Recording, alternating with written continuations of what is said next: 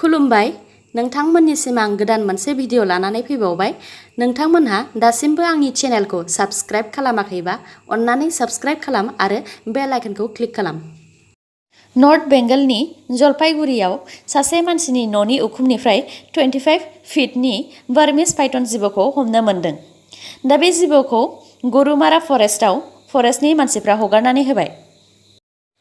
मैया बिस्तिबाराव doctor Hemant Biswa शर्माया Guwahati medical कलेजनि प्रग्रामाव लखीमपुर मेडिकेल कलेजनि 201 स्टाफ नार्स आरो रुरेल सार्भिसनि थाखाय 157 डक्टर्सफोरनो एपइन्टमेन्ट लेटार्स होदों।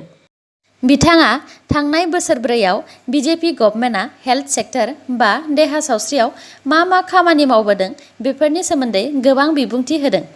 बिथां डक्टर हेमन्त बिश्व शर्माया बुंदों, बे बोसोराव लखीमपुर आरो डिफुनि मोननै मेडिकेल कलेज बानायनाया कमप्लिट जाबाय आरो फैगौ बोसोराव धुबरी आरो नगावआव मोननै मेडिकेल कलेज बानायबावगोन। बिथाङा बुंबावदों, नलबारी मेडिकेल कलेजनि 70% खामानि आरो तिनसुकिया मेडिकेल कलेजनि 60% खामानिया कमप्लिट जाबाय। पाकिस्ताना आरो खनसेबाव भारतखौ निउक्लियार वारनि धमकी होदों। पाकिस्ताननि मिनिस्टार शेख रशीदआ गावसिनियाव भारतजों जुद्ध नांनो थाखाय थोजासे हाथियार दं होननानै बुंदों आरो भारतआ पाकिस्तानखौ एटेक खालामोब्ला पाकिस्ताना बेखौ निउक्लियार वारजोंसो फिननायखौ होगोन आरो आसामाबो बिसिनि मोनसे टारगेटआव दं होननानै मिडियानि गेजेरजों बुंथिदों। पाकिस्ताना भारतखौ निउक्लियार वारनि धमकी होनाया बियो फार्स्ट टाइम नङा। बिनि सिगांबो पाकिस्ताना भारतखौ गोबां धमकी होखांबाय। मैया बायहाथा सारियालियाव बिस गोनां काबुली बुट मोनजानानै सासे मानसिनि जिउ गोमादों आरो 80 जनानो पयजन जादों। दा बे 80 जननि गेजेराव माखासेया हस्पिटेलाइज्ड जादों आरो माखासेया न'आवनो ट्रिटमेन्ट लादों।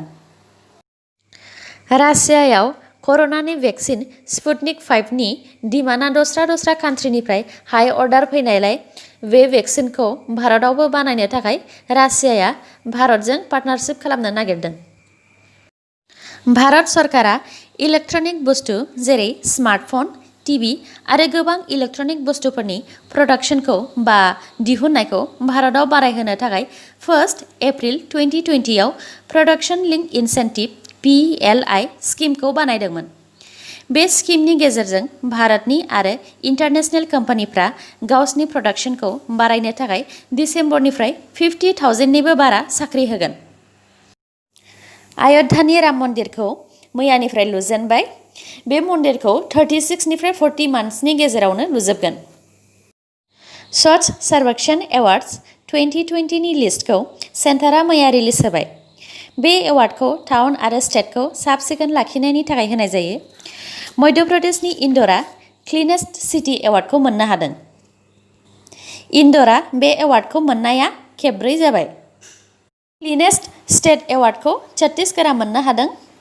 आसामाव सिलचरआ क्लिनेस्ट सिटी एवार्डखौ मोननो हादों आरो साफा लाखिनायाव आसामा फास्टेस्ट मुभार स्टेट एवार्डखौ मोननो हादों।